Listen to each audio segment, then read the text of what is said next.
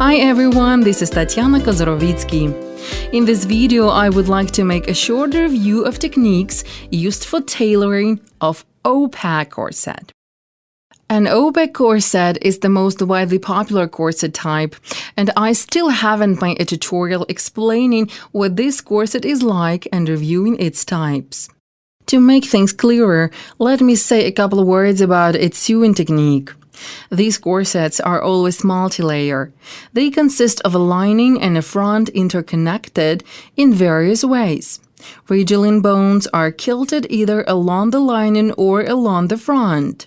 Sometimes no ridgeline bones are used at all, but instead there is plastic or steel spiral boning inserted into the tunnels of seam allowances. Either a steel basque or lacing can be used as a closure. For better clarity, I have divided the sewing techniques into 3 types. I have given each their own name in order to differentiate between them easier. The first one is called the tunnel technique, the second is a simplified technique, and the third, the kilted cup technique. Now I'm going to try explaining and illustrating corsets sewing in different techniques with some specific reference. Let me start with the best-known corset sewn in the tunnel technique. These corsets are made of at least 2 layers of fabric. Their details may be extra duplicated with iron-on fabric or not duplicated at all. The usage of extra duplication depends on the purpose of the corset, the tear resistance of the front fabric, and the desired tightening degree. A typical feature of this technique is a total lack of horizontal expansion of the form by the boning. The layers are, as a rule, connected without any pencil edge, turning over along the top and bottom of the garment. The tunnels for inserting plastic or steel boning are made from the seam allowances of the vertical curves. Decorative elements of separately sewn on contrasting ribbons can also serve as tunnels. Corsets that are sewn in this technique suit well-proportioned women with a small bust. They can be worn by the youth to the disco and to parties. For some reason, exactly these corsets are told to have special tummy control qualities. In my opinion, this is a common mistake. Most young girls don't need any particular tummy control. A little lightening for the waistline is more than enough.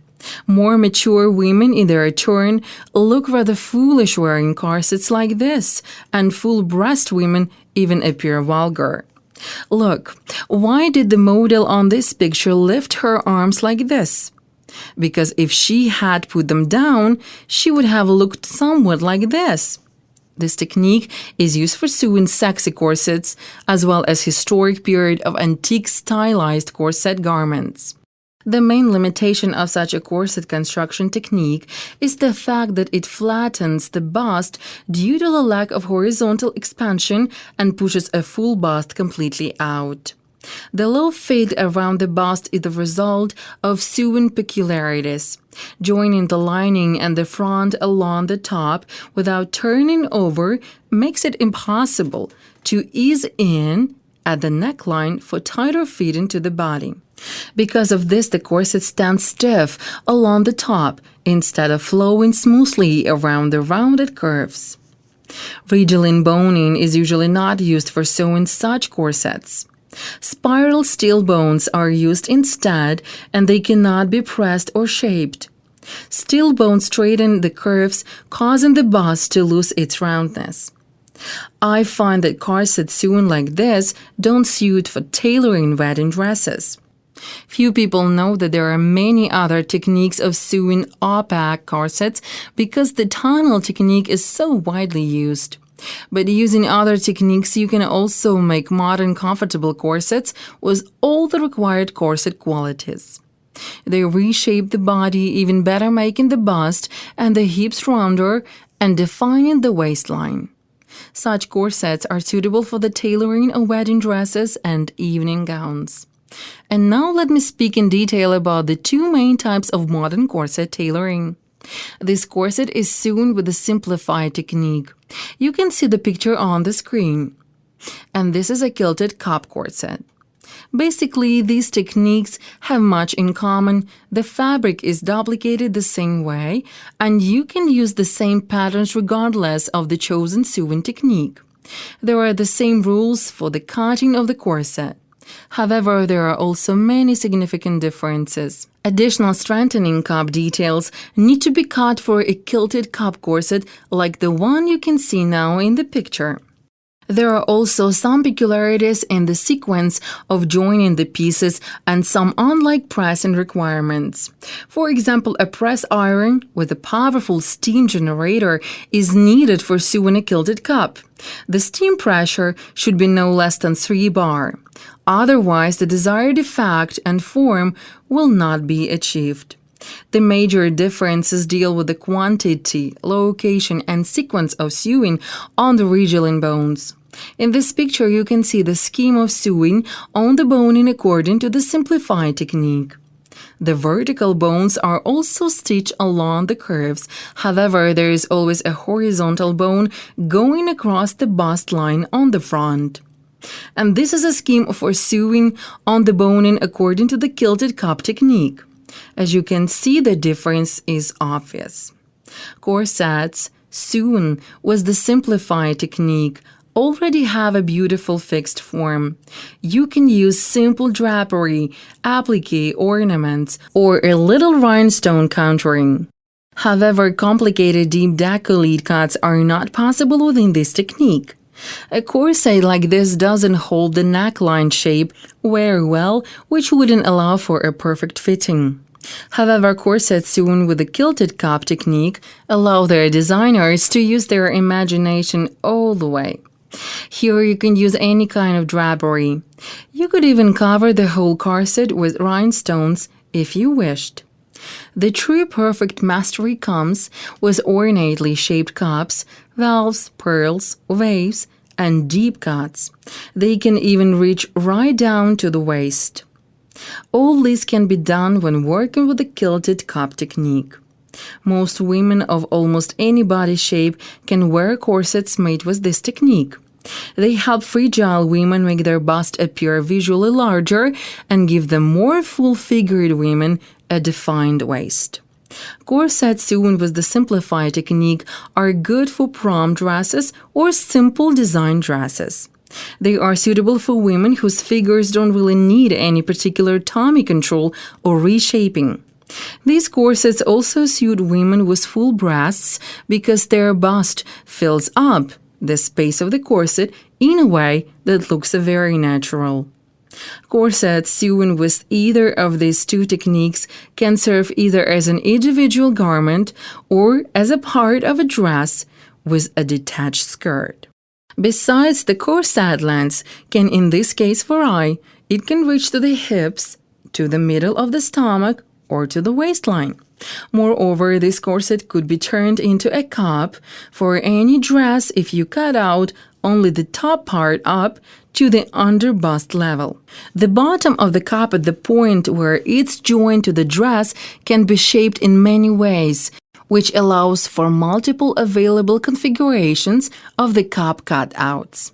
Such dresses can be made with or without shoulder straps. Women of any age and constitution love dresses like this. They have a relaxed fit, are comfortable and very elegant. Lace, silk, chiffon, satin, or crepe is all suitable for such designs. You could also use print fabric and sew some summer tunics. And now here is some news is a body dress. Here you could also sew a cup for an elastic body similarly to what I have said about the corset cup dress. Of course, a body is not as convenient to wear as a dress and requires ideal shapes, but it also has some advantages which are not typical either of corsets or of corset cup dresses. The body is more and more often present in wedding and evening fashion. Look what chic models can be made based on it. As I have said, bodies have their disadvantages. The main one is the awkward closure down the bottom. Having tried all possible types of this closure, clasps, snaps, touch fasteners, and buttons, I settle it with my clients in advance that the body should be sewn into a whole garment like a swimsuit. Girls agree and accommodate themselves to this. Beauty requires sacrifice. If a future dress is going to have a heavy skirt, it can do without the panties part. It is then enough to sew a singlet and then sew a skirt onto it. However, the whole thing is much more different when it comes to the designs you can see now on the screen.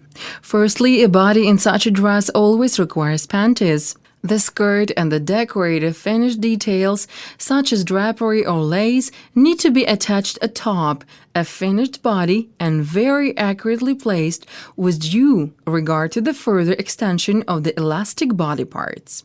Secondly, it is hard to avoid dragging when putting a small-sized body on a stock-sized mannequin. The mannequin should match the measures of the client perfectly. Ideally, the elastic part of the body should be stretched widthways and lengthways, exactly the same way as on the client.